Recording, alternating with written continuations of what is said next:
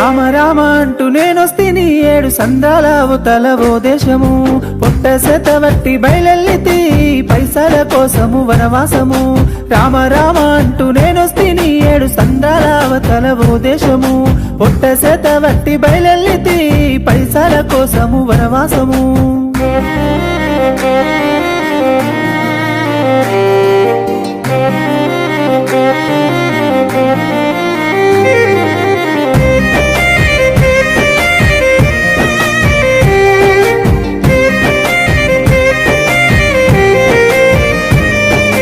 చదువుకున్న చదువు కిలవలేకపాయే చెప్పులరుగా తిరిగిన కొలువు దొరకపాయే